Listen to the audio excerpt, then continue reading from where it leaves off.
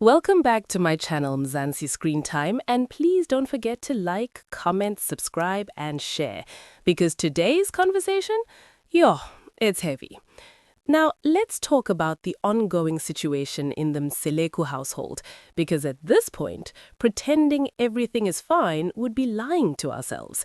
Every time we check in on this family, the energy feels heavier, the smiles feel forced, the silence feels uncomfortable, and the tension? You can cut it with a knife. This is no longer just about misunderstandings. This is no longer about he said, she said. This is about emotional damage that has been ignored for far too long. And the scary part is that it looks like everyone has started normalizing it. You can tell just by the way conversations happen. People are defensive before anything is even said. There's no softness, no openness, just people bracing themselves for the next emotional blow. And when a household reaches that stage, it means trust is already shaky. Let's start with Makumalo, because her silence is screaming. This is someone who has always tried to keep peace, someone who usually holds things together. So when she goes quiet, that's not peace, that's exhaustion. That's someone who has spoken one too many times and realized that nothing is changing.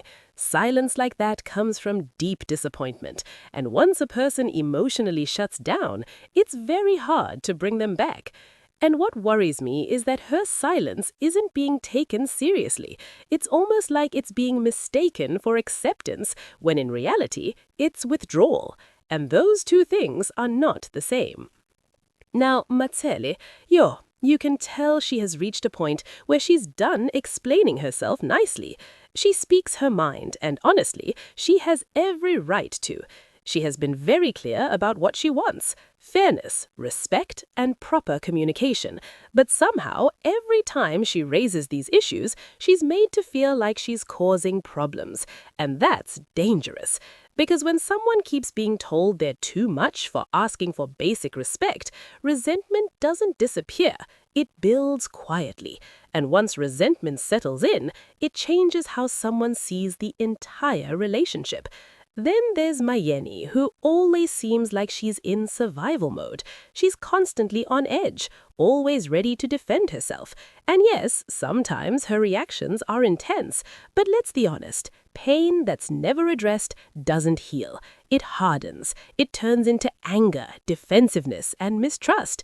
You can literally see that she's carrying years of unresolved hurt, and instead of being helped through it, she's left to deal with it alone. Now, let's talk about Mpumelelo, because as the head of the household, this is where things get even more uncomfortable. He often says he wants peace, but peace doesn't come from authority. It comes from emotional leadership. Making decisions first and explaining later creates distance, not unity. Expecting people to adjust their feelings instead of acknowledging them is exactly why this household feels emotionally disconnected. And what really gets me is that emotional neglect keeps coming up again and again. These women don't just want to be wives in name, they want reassurance, they want to feel secure. Instead, they're expected to be strong, patient, and understanding, while their emotional needs are quietly pushed aside. Let's talk about communication, or the lack of it. Conversations feel one-sided. People listen just to respond, not to understand. That's why the same arguments keep repeating themselves. Nothing ever changes because nothing is actually resolved. Everything is just postponed until the next blow-up. What makes this situation even more concerning is how normalized the dysfunction has become.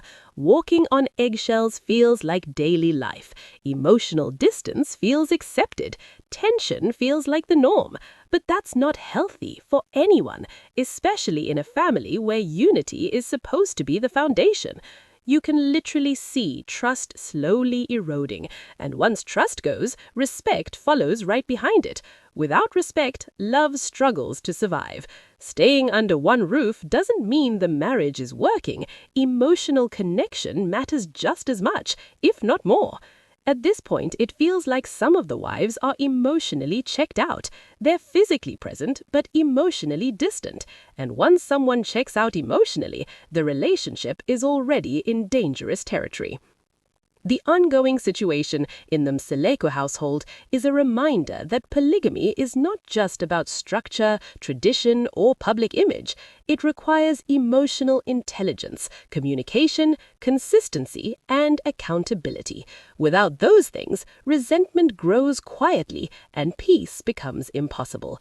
If things continue like this, someone is going to be deeply hurt, and honestly, that pain is already visible. You can see it in the body language, the tone of voice, the long pauses, and the emotional distance between family members. This situation is uncomfortable to watch, but it's very real. It shows us that marriage, in any form, is hard work, and without effort from all sides, especially leadership, everything slowly starts falling apart.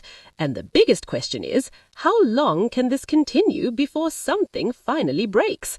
Let me know your thoughts in the comments, because this ongoing situation in the Mseleku household has a lot to unpack, and I know everyone is seeing this differently.